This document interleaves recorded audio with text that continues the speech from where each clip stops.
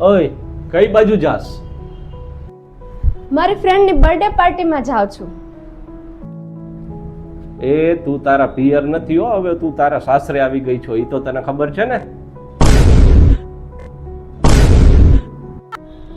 અને આમે આપણા ઘરની વહુને બર્થડે પાર્ટીને એવું શોભા ન દે હો. હે મમ્મી, હું મારી મમ્મી પપ્પાની ઘરે હતી ત્યારે મારા મમ્મી પપ્પા એમ કહેતા કે આવા શોખ તારે સાસરે જઈને પૂરા કરવાના. અત્યારે અહીંયા સાસરે છું તો તમે એમ કહો છો કે આવા શોખ આપણી વહુને શોભા ન આપે તો શું સ્ત્રીનું કોઈ મહત્વ જ નથી? સ્ત્રીને કોઈ શોખ જ ન હોય? હા બેટા, તારી વાત તો સાચી છે હો. તમે ઘરે હતા ત્યારે તમારા મમ્મી પપ્પા ના પાડતા હતા, અત્યારે સાસરીમાં છો તો અમે ના પાડી છીએ. પણ તે ક્યારે એ વિચાર્યું છે કે અમે શું કામ ના પાડી છીએ?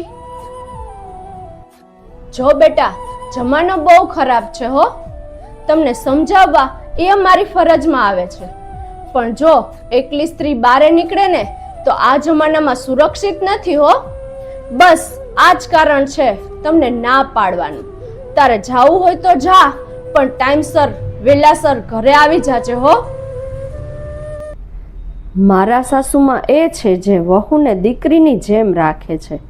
મારા સાસુમાં એ છે જે પરિવારને સાચવીને રાખવાની કોશિશ કરે છે.